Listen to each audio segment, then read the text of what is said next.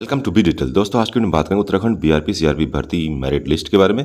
किस तरीके से सिलेक्शन होगा, इसका कंप्लीट जानकारी आपको इस वीडियो में देने का प्रयास करेंगे।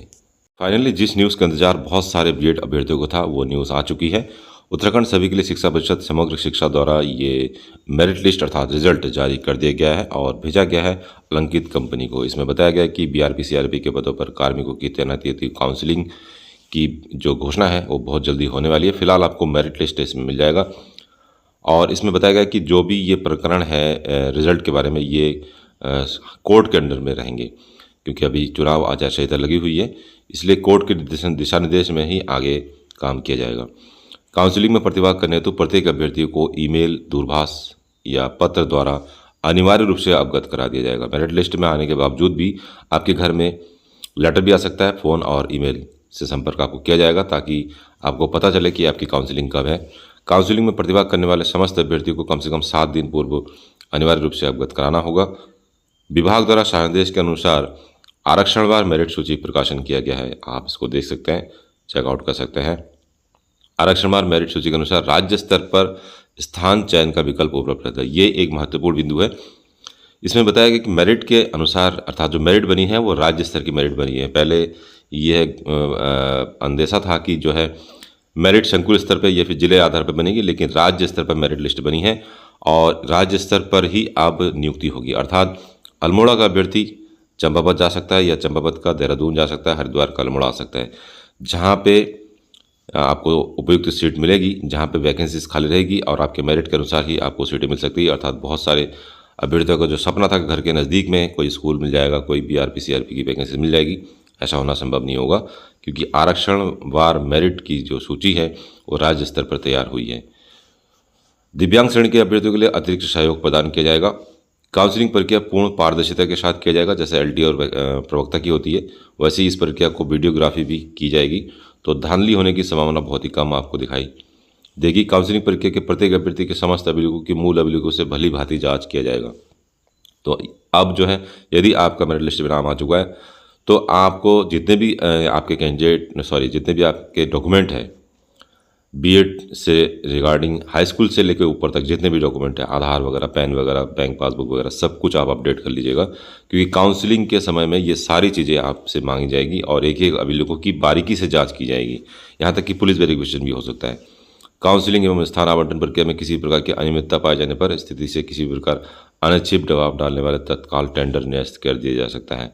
तो ये जो सारी दिशा निर्देश है ये जारी किया गया। राज्य परियोजना निदेशक समग्र शिक्षा उत्तराखंड, बहुत सारे अभ्यर्थियों का कहना था कि जो है उत्तराखंड में वैकेंसीज बंद हो गई है, सभी तो वैकेंसीज नहीं आएंगी, लेकिन मैंने पहले ही बता दिया कि देर जरूर होगा लेकिन अवश्य पूरी की जाएगी, क्योंकि सेंट्रल गवर्नमेंट की ये स्कीम है।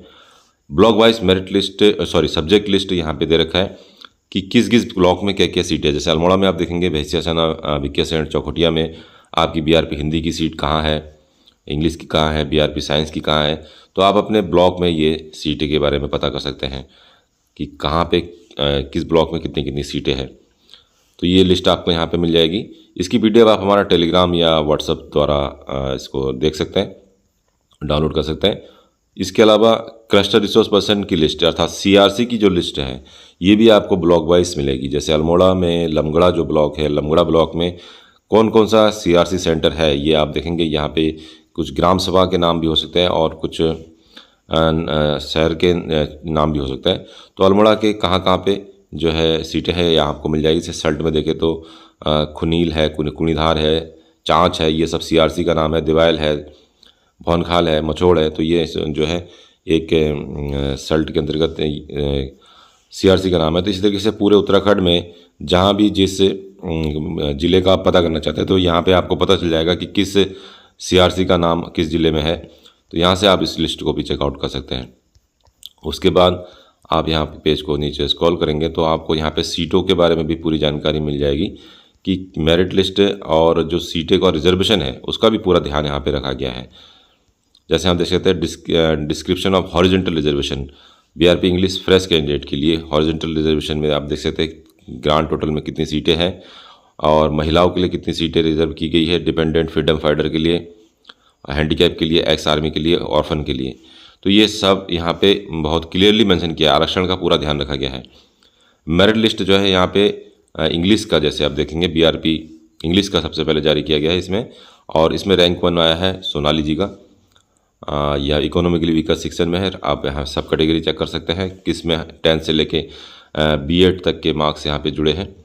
10, 12 ग्रेजुएशन, पीजी और बीएड के मार्क्स जुड़े हैं, अर्थात सीटेट या यूटेट के मार्क्स यहाँ पे काउंट नहीं किए गए, केवल क्वालिफाइंग मार्क्स वो थे। तो यहाँ पे जो है 100 मार्क्स इनको मिला है। तो आप अपना नाम इसमें देख सकते हैं, सब्जेक्ट वाइज जो भी आपने फॉर्म अप्लाई किया था, जो भी जिस भी फॉर्म में आपने भरा था उसको आप यहाँ पे चेकआउट कर सकते हैं।